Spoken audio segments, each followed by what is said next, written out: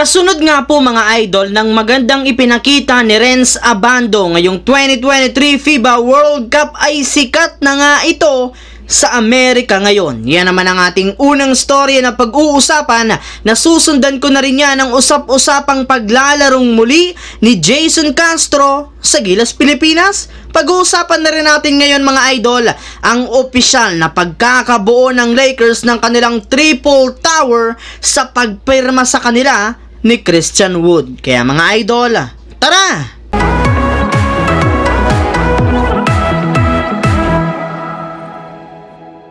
Alam naman nga po ninyo mga idol na isa nga si Renz Abando sa mga players ng Gilas Pilipinas na nag-stand out ng todo sa kanilang mga laro ngayong 2023 FIBA World Cup. Sa katunayan dahil nga sa kanyang mga naging performance sa kanilang mga nagdaang laro, naging sikat nga siya sa Amerika. Bali ilang beses nga siyang na-feature sa mga sikat na media sites na nakabase sa United States. At majority nga sa kanila namangha at pinuri ang taas ng talon ni Renz Abando sa kanilang mga laban. Yes mga idol, kahit isang beses lamang nanalo ang Gilas Pilipinas ngayong FIBA World Cup, namangha pa rin naman ang ilang mga fans sa mga players ng ating national team.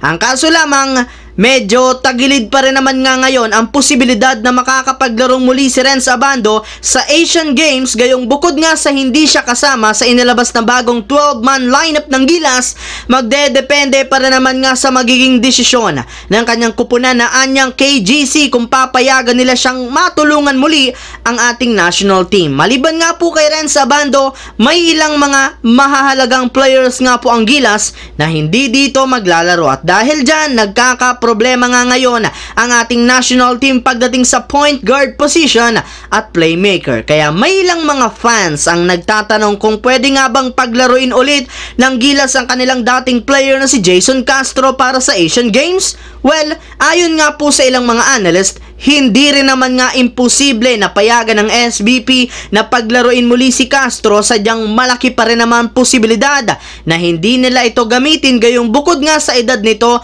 hindi na rin naman nga ganun kalakasan ng kanyang katawan, plus wala na rin naman siya ngayon sa kanyang prime. Kaya may ibang mga batang playmaker nga po ang mas deserve sa kanya na makasama sa Gilas Pilipinas. Habang dumiretso naman tayo sa ating pag-uusapan dito sa balitang opisyal na nga pong nabuo ang Lakers triple tower sa pagpirma sa kanila ni Christian Wood. Ayon nga po sa ibinalita mga idol ni Shams Charania ng The Athletic, opisyal na ngang pumirma ngayong araw ng 2-year contract ang matagal na nilang target na si Christian Wood. Kaya agad nga nila itong pinagkaguluhan ng mga Lakers fans sa social media, gayong tuwang-tuwa nga talaga sila sa ginawang ito ng Lakers, especially ni Rob Pelinka, lalo pat magkakaroon na nga sila ngayon ng solidong triple tower lineup sa kanilang front court kasama na sina Anthony Davis at Jackson Hayes. Kaya sigurado nga po na mas kakatakutan ang Los Angeles Lakers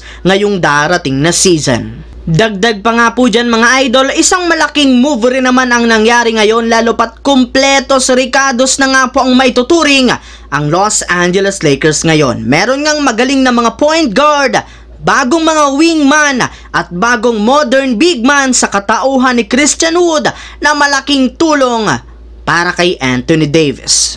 Ang videong ito mga idol ay hatid sa inyo ng Aurora Game, isang play-to-earn mobile app na kung saan pwede kang kumita habang nag-e-enjoy ka. Maraming mga games dito mga idol, gaya ng Color Game na alam kong siguradong mananalo kayo, Dragon versus Tiger na simple lang pipili ka lang kung Dragon ba o Tiger ang mananalo. Meron ding Toss a Coin na alam kong alam nyo na, at marami pang iba. Sobrang dali lang mag-register, gamit lang ang iyong mobile number, hintayin ang verification code at gumawa ng password. Madali lang din mag-cash in, at pag panalo, cash out agad gamit ang iyong GCash account. Kaya ano pang hinihintay nyo mga idol?